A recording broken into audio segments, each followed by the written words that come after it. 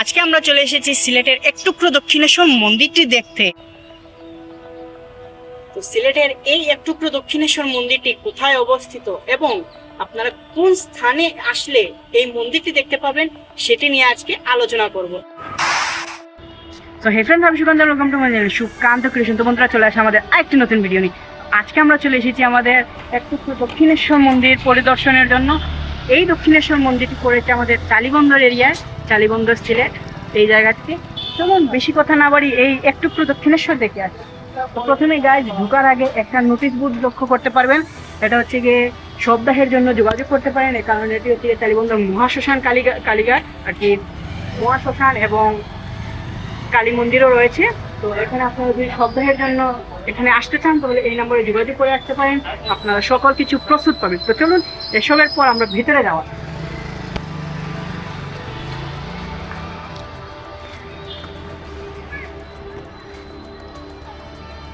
ভিতরে আসার পর একটা প্রকাণ্ড বিল্ডিং দেখতে পারবেন, সেটি হচ্ছে গিয়ে শুধুমাত্র যারা সপ্তাহ নিয়ে আসবেন এবং বিশ্রামের জন্য এই বিশ্রামাগারটি তৈরি করা হয়েছে।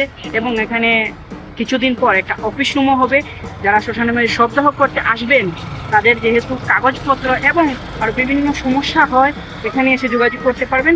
এটার জন্য এই অফিস রুমটা তৈরি করা হয়েছে।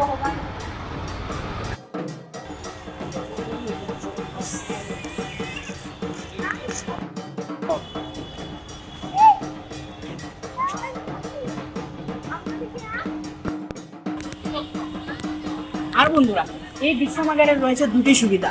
প্রথমত, ঝড় বৃষ্টির দিনে অবশ্যই একটা আশ্রয়ের দরকার হয় এবং এটি হচ্ছে গিয়ে আশ্রয় নিতে পারেন। এবং দ্বিতীয় সুবিধাটি হচ্ছে গিয়ে যারা শ্রাদ্ধানুষ্ঠানের জন্য জায়গা নিয়ে প্রবলেমে পড়ছেন কিংবা বাড়িতে জায়গা নেই, একটু জায়গার তো প্রয়োজন হয়, সেই জায়গাটি এখানে পেতে পারেন। তার জন্য আপনারা এখানে এসে একটু কন্ট্যাক্ট করতে হবে, যার ফলে এখানে আপনি একটু সুন্দর জায়গা পেতে পারেন শ্রাদ্ধানুষ্ঠানটা সুন্দরভাবে চালানোর জন্য। তারপর রয়েছে গাইজ আমাদের টালিবন্দর এই মহাশ্মশানের যে শ্মশান ঘাটটি, এই হচ্ছে সেই শ্মশান। তো চলুন ওখানেও আপনাদেরকে ঘুরে এসে দেখানো।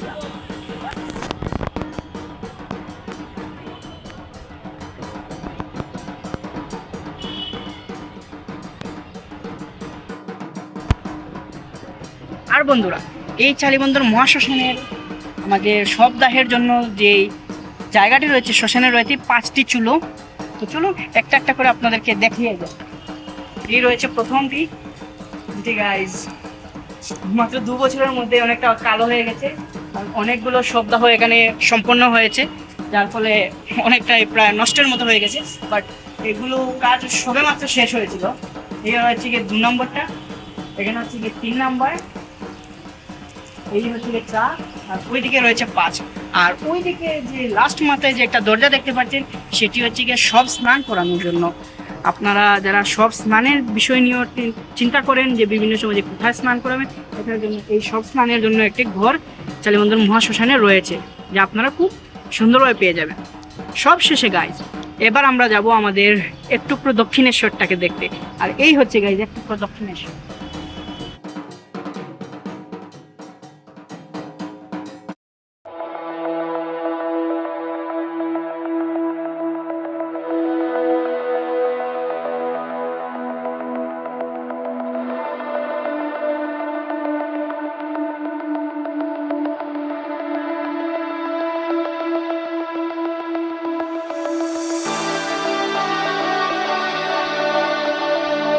তো বন্ধুরা, টালিবন্দর মহাশ্মশান কালীবাড়ির এই এক টুকরো দক্ষিণেশ্বরটা চলুন একটু দেখে আসা যাক।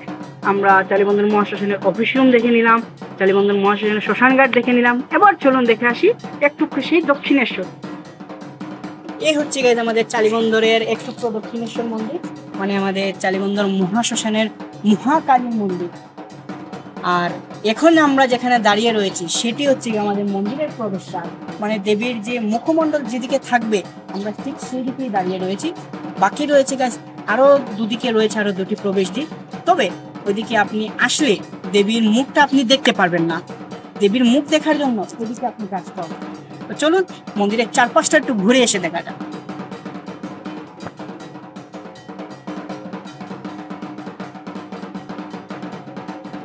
তো বন্ধুরা, আমি খুবই দুঃখিতভাবে জানাচ্ছি যে আমরা ভিতরে মা কালীর বিগ্রহটি দেখাতে পারবো না, কারণ মন্দিরের তালা দেওয়া, কারণ এখনো কাজ অসম্পূর্ণ রয়েছে কিছুটা, আরো কিছুদিন পর কাজ সম্পূর্ণভাবে শেষ হয়ে যাবে। তখন আরেকটি ভিডিওতে এই জায়গাটি আমি আবার তুলে ধরবো। তো চলুন বাইরের দিকটা না হয় দেখে আসি, কারণ এই জায়গা এখান ছাড়াও মার কালীর বিগ্রহ ছাড়াও আরো বিভিন্ন রয়েছে জিনিস রয়েছে দেখার মতো। চলুন দেখে আসি সেগুলো। প্রথমেই গাইস এই যে মন্দিরের নকশা রয়েছে, এগুলো দেখে গাইস সত্যিকারের দক্ষিণেশ্বর কালী মন্দিরের ফিলিংটা পাওয়া যায়। আমি জানি না গাইস যে দক্ষিণেশ্বর কালী মন্দিরটা কিরকম দেখতে, বাট সিলেটের এই একটু দক্ষিণেশ্বর দেখে আমি বুঝে গেছি যে ইন্ডিয়ার দক্ষিণেশ্বর মন্দিরটাও কিরকম হতে পারে, কারণ এখানে প্রতিটি নকশার মধ্যে সেই দৃশ্যগুলো ফুটে উঠেছে। চলুন এখানে আশেপাশের আরেকটি দিকটা দেখি।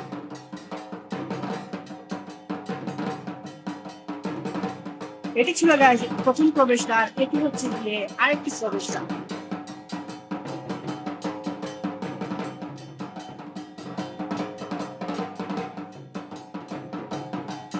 আপনারা যারা গাইস গেট থেকে সোজা আসবেন তখন এই প্রবেশদ্বারটি দেখতে পারবেন, তখন এই প্রবেশদ্বারে গাইস আপনি মায়ের বিগ্রহ দেখতে পারবেন না, কারণ এদিক থেকে এদিকে গেলে আপনি মায়ের মুখমণ্ডল দেখতে পারবেন। এবং এখানে আরেকটি প্রবেশদ্বার রয়েছে যেটি হচ্ছে আমাদের পিছনের দিকে।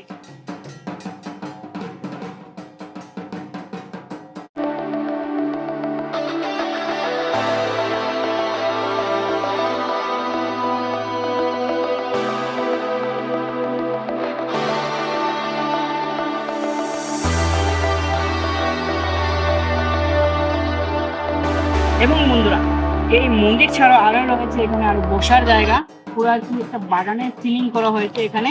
এবং সামনে রয়েছে আমাদের চালিবন্ধন মহাশ্মশানের পুকুর ঘাট, চলুন সেটাও দেখে আসি।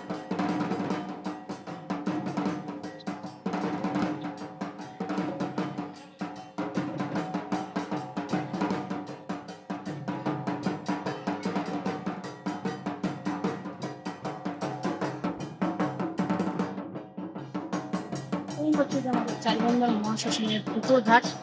এখানে দেখতে পাচ্ছেন ফুলের গাছ লাগানো রয়েছে, আরো বিভিন্ন ধরনের গাছ গাছালি লাগানো রয়েছে এখানে। আরো চারিদিকটা পুরো ডিজাইন করা হয়েছে এবং এটাকে ঘাট মনে হবে না, পুরো একটা টুরিস্ট স্পট বললেই চলে, কারণ এখানে আসলে অনেকটা জায়গা রয়েছে দেখার মতো এবং ঘোরার মতো। চলুন সামনে থেকে আমরা পুকুর ঘাটটা দেখব। এই পুকুর ঘাটটা দেখলে কেউ বলতে পারবে না এটা পুরোনো সময়ের চালিবন্ধন মহাশ্মশান। এই শ্মশান ঘাটটি আগে এমন ছিল পুরো অন্ধকারে ঢাকা, বাট স্টিল নাও এটা গাইস পুরোই চেঞ্জ।